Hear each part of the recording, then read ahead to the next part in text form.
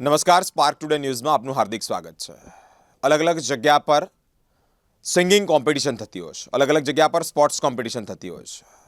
મહત્વની બાબત એ છે કે ભારતીય સંસ્કૃતિના આપણે સૌ સંતારો, આપણી સૌની પરમ પવિત્ર ફરજ છે કે સંસ્કૃતિ જળવાઈ રહેવી જોઈએ. એ નીતિ રીતિ, એ ભાત, એ પૌરાણિક વસ્તુઓ જે અત્યારે લુપ્ત થઈ રહી છે, જે આજના યુવાનોને કદાચ ખબર જ નથી કે આપણો પહેરવાશ આવો પણ હતો.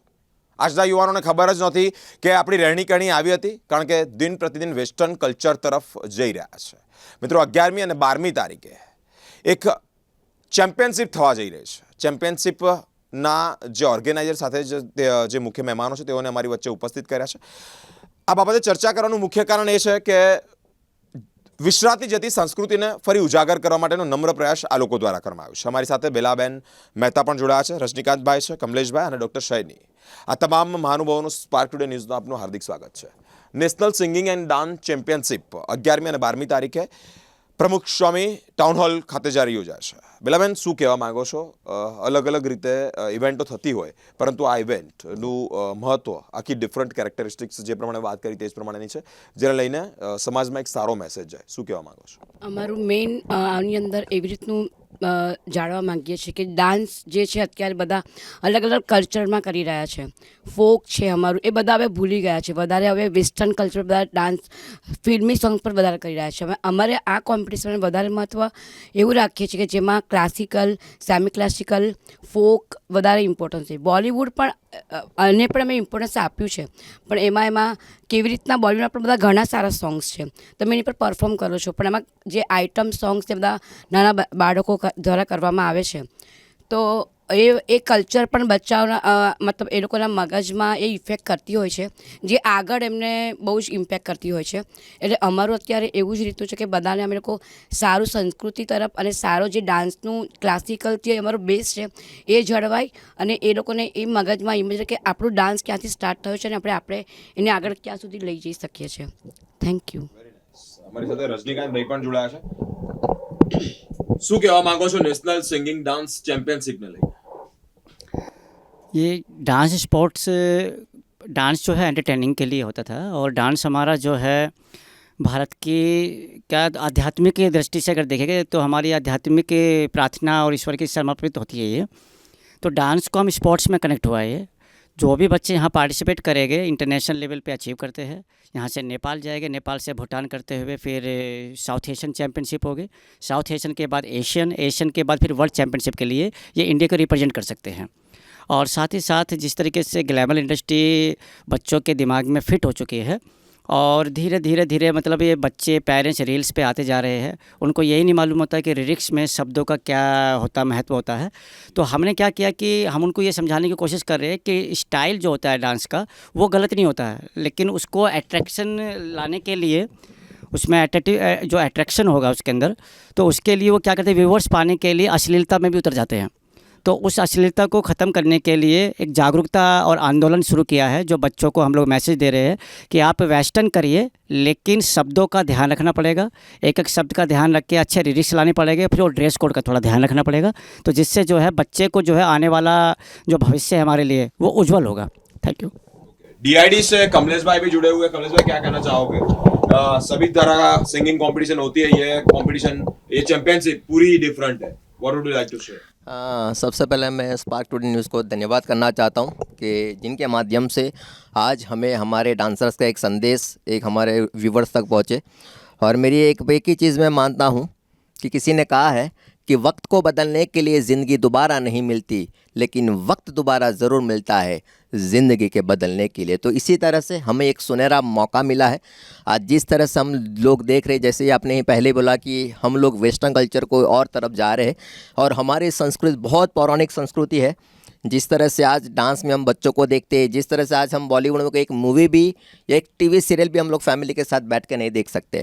और जिस तरह से आज मैं एज ए बतौर जज में किसी कंपटीशन में जाता हूं, तो वहां पे छोटे छोटे 11-11, 12-12 साल के बच्चे जब शॉर्ट कपड़े पहन के आइटम सॉन्ग परफॉर्म करते हैं, उसकी इफेक्ट उन बच्चों पे गलत जा रही है, और साथ में समाज के अंदर भी बहुत गलत इफेक्ट जा रही है. तो एज ए मैं dance sport council of India Bharat का एज ए ब्रांड एम्बेसडर हूँ. रजनीकांत सर जो हमारे Bharat dance sport association of इनके सेक्रेटरी है, है। तो इनके माध्यम से हम पिछले कई सालों से ये कंपटीशन ऑर्गेनाइज करते हैं नेशनल एंड इंटरनेशनल लेवल पे। और ज़्यादातर हमारी ये जो कंपटीशन एक पवित्रता के साथ होती है कि जहाँ पे बच्चे फुल कपड़े पहन के डांस कर सकते हैं और वल्गर सॉन्ग पे परफॉर्म नहीं कर सकते, ना आइटम नंबर परफॉर्म कर सकते। और सबसे बड़ी बात यह है सर कि इतनी दूर दूर से, और ये गुजरात के इतिहास में पहली बार, यहाँ पे बहुत बड़े सेलिब्रिटीज़ आके गए, लेकिन गुजरात के इतिहास में पहली बार इतनी बड़ी कंपटीशन होने, वो भी रूरल जैसे पादरा जैसे टाउन में, कि पूरे ऑल ओवर इंडिया से, जैसे उत्तराखंड, गोवा, मध्य प्रदेश, बिहार, कोलकाता, सब जगह से 20-20, 25-25 कंटेस्टेंट आ रहे हैं। यानी समझ लो इतनी दूर से लोग अपने स्टेट को रिप्रेजेंट करने के लिए यहाँ पे आ रहे। तो हमारे गुजरात के लिए और हमारे यहाँ के लोगों के लिए और डांसर्स के लिए प्राउड फील होना चाहिए कि बाहर से लोग आके उनके स्टेट में हमारे गुजरात को रिप्रेजेंट करें। तो आज हमें गुजरात बड़ौदा वासियों को एक बहुत बड़ा मौका मिला है कि हमें वो प्राउड फील कराना है। हमारे गुजरात के भी, बड़ौदा के भी बहुत सारे बच्चे हैं, वो भी परफॉर्म करने वाले, और यहाँ से जो बच्चे विन हो गए वो इंटरनेशनल लेवल पर परफॉर्म करेंगे। तो ये कॉम्पिटिशन का हमारा ये मेन मोटो है कि हमारी संस्कृति बनी रहे। हमारा जो मेन मोटो है कि बच्चों के अंदर अच्छा नॉलेज जाए, क्योंकि ये डांस के माध्यम से ही कर सकते हैं। So thank you so much. और जितने भी हमारे स्पॉन्सर्स हैं जिन्होंने हमें इस इवेंट को सपोर्ट किया है बच्चों के लिए, उन सभी को मैं धन्यवाद करना चाहता हूँ। Thank you so much. जय जय गरवी गुजरात। डॉक्टर सैनी भी हमारे साथ जुड़े हुए। सैनी जी, जिस तरह के से बात की कि संस्कृति सब लोग अभी भूल रहे, यही मेन स्लग है ना, बच्चों को क्या कहना चाहोगे इन बारे में?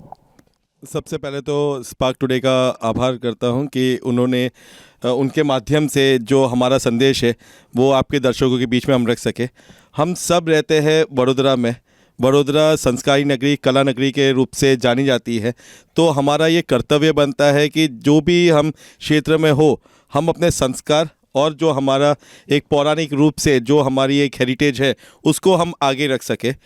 तो मैं यही बात से शुरुआत करूंगा। मेरा घर मेरा गौरव, मेरे पड़ोसी मेरा अभिमान।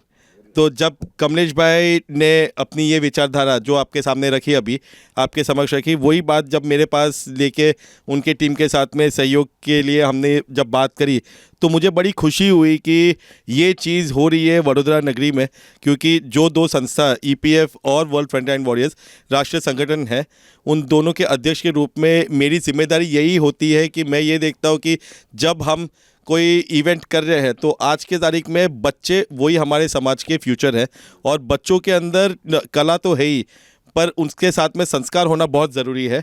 और संस्कार के रूप से अब जब ऐसे कोई इवेंट होता है जिसमें उनको वहाँ पे एनकरेजमेंट, मोटिवेशन मिलता है कि वो अपने कला के साथ में संस्कार को आगे रखते हुए चले, तो एक बहुत अच्छी बात होती है। ईपी फेम अवार्ड्स एक अंतर्राष्ट्रीय स्तर का इवेंट था जो हमारे ईपीएफ संगठन के द्वारा हुआ था, एंड उसमें भी हमने यही बात रखी। तो जब कमलेश भाई से बात हुई तो मैंने उनको पुरजोर से अपना सहयोग दिया।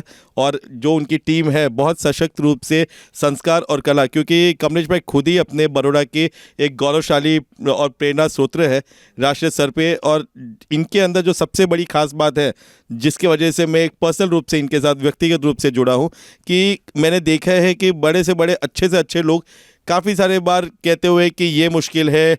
और अभी जब एक थोड़े समय पहले की बात थी कि लोग अपने एक शारीरिक रूप से या मानसिक रूप से जब अपने आप को कमज़ोर मानते हैं, तो कमलेश भाई एक प्रेरणा स्रोत है कि शारीरिक रूप से उनको अड़चन थी, फिर भी वो डांस इंडिया डांस में बड़ौदा का नाम उन्होंने गौरवशाली रूप से आगे किया। और वो जब उनको खिताब मिला उसको एक जिम्मेदारी के रूप से उन्होंने आगे रखा। और ऐसे जब कार्यक्रम कर रहे हैं तो मेरा बड़ौदा के सभी जो नागरिक हैं उनसे यही निवेदन है कि आप ये कार्यक्रम में अगर आप आ सके तो आप इसका लुत्फ़ उठाएं। बाकी तो जब आप देख रहे हैं स्पार्क न्यूज़ के माध्यम से, तो आप भी यही देखें कि जब आपके बच्चे आगे कोई कार्यक्रम में जुड़ते हैं तो वो संस्कार और कला दोनों को साथ ही साथ देखें। तब जाके ही हमारा समाज में हम जो अश्लीलता देखते हैं, खाली बोलने से कुछ नहीं होगा, हमें करना पड़ेगा एक्शंस के थ्रू। और ये एक बहुत अच्छी पाथ ब्रेकिंग इनिशिएटिव होगी जिसका मैं अभिनंदन अभी से ही करता हूँ कमलेश भाई, रजनीकांत जी और बेलाबेन सभी को। ये है मेरी विचारधारा ये इवेंट के लिए। Thank you so much. 11મી અને 12મી તારીખે મિત્રો નેશનલ સિંગિંગ ડાન્સ સ્પોર્ટ્સ ચેમ્પિયનશિપનું આયોજન પ્રમુખ સ્વામી ટાઉન હોલ એટલે કે પાદરા ખાતે કરવામાં આવ્યું છે. તેની વિશેષતામાં જે પ્રમાણે વાત કરી મહાનુભાવો સાથે વાતચીત પરથી એ કન્ક્લુઝન સામે આવ્યું કે સંસ્કૃતિની રક્ષા કરવી એ આજના બાળકો ક્યાંક ને ક્યાંક ભૂલી રહ્યા છે, એ વસ્તુ એવોઇડ કરી રહ્યા છે. કારણ એનું એ છે આપણો પહેરવેશ, આપણી નીતિ-રીતિ, સિંગિંગ થવું જોઈએ, ડાન્સ થવો જોઈએ, પણ એ જે પહેલાં થતું હતું એ બધું અત્યારે વિસરાઈ રહ્યું છે. અને તે જ અંતર્ગત આ ચેમ્પિયનશિપ કરવામાં આવી છે. અલગ અલગ રાજ્યોમાંથી પાર્ટિસિપન્ટો ભાગ લીધો છે. ઘણી બધી રીતે મર્મવાળું એક ચેમ્પિયનશિપ થઈ રહી છે, જ્યાં સિંગિંગ એટલે કે ગાવાની સાથે સાથે નૃત્ય પણ થશે, ડાન્સ પણ થશે, પણ એ જ જૂની નીતિ-રીતિ સાથે, એ જૂના મેસેજ સાથે કે સંસ્કૃતિને જાળવણી આપણે સૌએ કર્યું છે. 11મી અને 12મી તારીખે કાર્યક્રમ થવા જઈ રહ્યો છે. સ્પાર્ક ટુડે ન્યૂઝ આ તમામ જે આયોજકો છે તેઓને પણ શુભકામના પાઠવી રહ્યું છે. અલગ અલગ આવા કાર્યક્રમોના મહાનુભાવો સાથેની વાતચીત જોવા માટે અમારી સાથે સ્પાર્ક ટુડે ન્યૂઝ પર જોડાયેલા રહો. કેમેરામેન ગૌતમ સાથે હું બિરેન, સ્પાર્ક ટુડે ન્યૂઝ.